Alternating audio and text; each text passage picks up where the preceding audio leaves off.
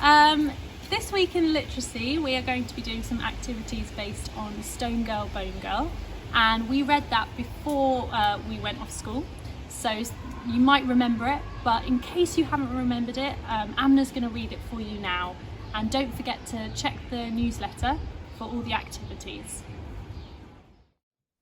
Stone Girl, Bone Girl, a story of Mary Anning of Lyme Regis.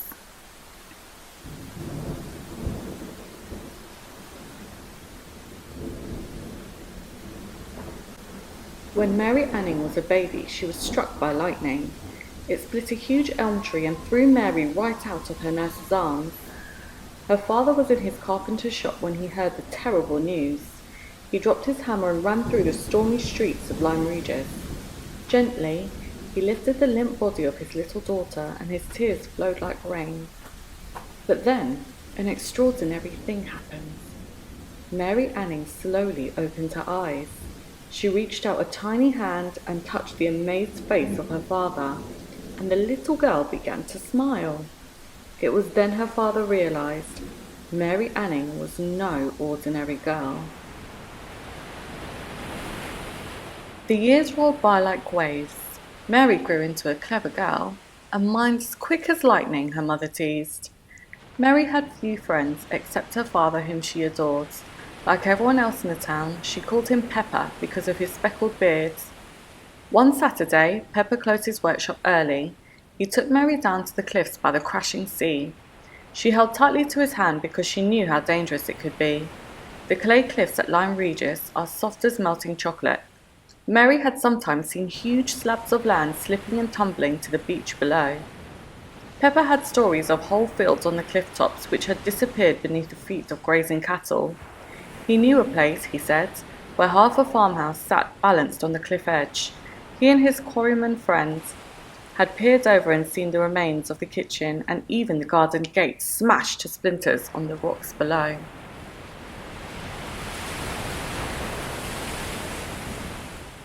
When they came to the place called Black Fen, Pepper reached into his pocket and, to Mary's surprise, took out his best steel hammer. He knelt beside a large rock of dried clay and began carefully tapping away. "What are you looking for?" asked Mary, dancing about on the sand.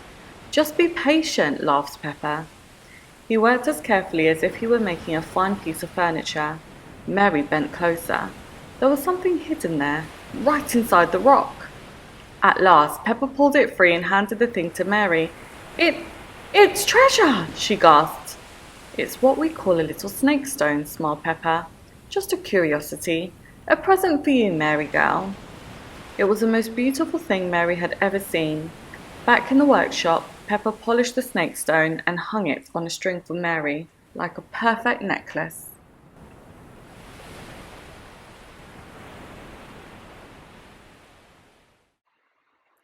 That night, Mary couldn't sleep. Her head swirled with thoughts like the twisting golden stone.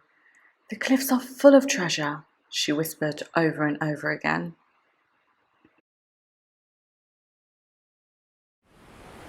From that day on, Mary spent every spare moment searching for the curiosities. She had sharp eyes and found them everywhere, in every shape and size. Tiny shiny ones, marble ones as big as millstones, others straight as stone fingers or delicate like plants. Mary taught her their strange magical names: thunderbolts, fairy hearts, crocodile's teeth, devil's toenails. He let Mary have her own special drawer in the workshop for her collection. But the other children laughed and teased when they saw Mary hunting near the cliffs. Someone made up a rhyme: "Stone girl, bone girl, out on your own, girl," until Mary ran crying to Pepper. That winter was the wettest and stormiest the town had known. Great waves smashed the little houses, and the cliffs became softer and more dangerous still. So Mary stayed away. The cold, damp air made Pepper feel ill. He looked old and tired, and sometimes he coughed so loudly that Mary felt afraid. One evening, some rich ladies came to Pepper's workshop. Mary knew who they were, the Philpott sisters who lived together in a fine house high above the town. Scientists, people said. The youngest of the ladies, Annie Philpott, wanted Pepper to build a glass-fronted cabinet to display curiosities, she said. Mary jumped up. She couldn't believe that someone else was interested in curiosities.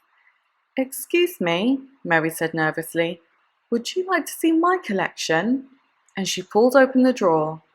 "Oh," gasped the ladies. "What wonderful fossils!" Fossils? Mary had never heard the words. The Mrs. Philpott smiled. They could see that Mary didn't know much about her collection. "I'll tell you what, Mary," said Annie Philpott. "When Pepper has finished my little cabinet, why don't you bring it to us? We could have some tea and then we will show you our collection." For 3 long weeks she waited for Pepper to finish the cabinet, but he seemed to be working more slowly than ever. Mary was very worried about him. But at last the elm cabinet was finished. The wood was from the very same tree that had been struck by lightning and had almost killed Mary as a baby. She thought it was the most handsome thing that Pepper had ever made. Slowly, Pepper wrapped the cabinet in brown paper and tied it with string.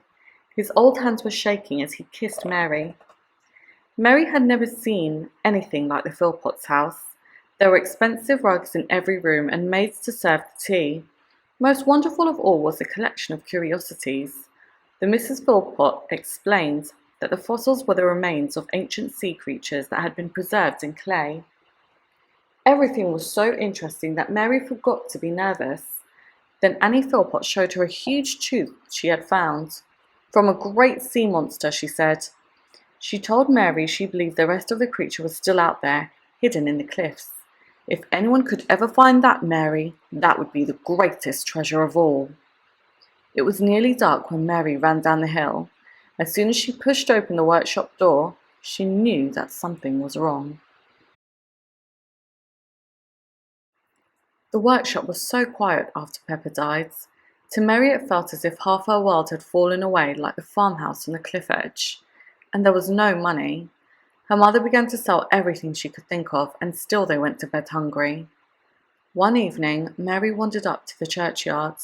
A heavy fog hung over everything. Ragged clouds dragged at a lemon-sliced moon. As she came to the stone that marked Pepper's grave, something moved in the darkness. For a moment Mary was afraid, but coming closer she realized it was nothing but a funny little dog with a coat like speckled pepper. The dog bounded over and licked Mary's face. When she turned to walk home, the little dog came too. At last it ran into the workshop and curled under the table. "Perhaps you need a friend too," laughed Mary. From that moment, Mary and the dog were never apart. That summer the town was full of holiday makers. As Mary and her dog watched the rich ladies and gentlemen wandering the streets, she suddenly had an idea. Perhaps she could sell her curiosities. She dragged a table from the workshop onto the pavement and carefully arranged the fossils from her collection, all except the snake stone around her neck. That she would never part with. She wrote a small sign in her best handwriting, "Curiosities for sale." Then Mary Annie and the little dog sat down to wait.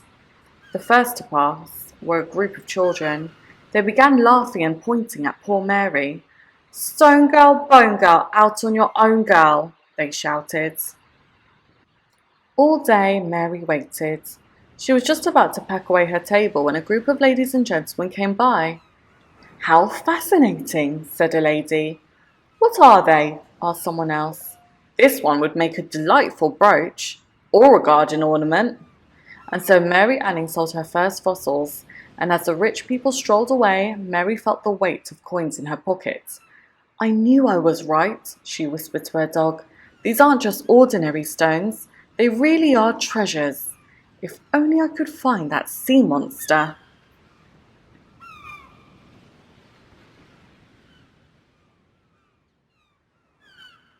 All summer, Mary searched for curiosities for her shop.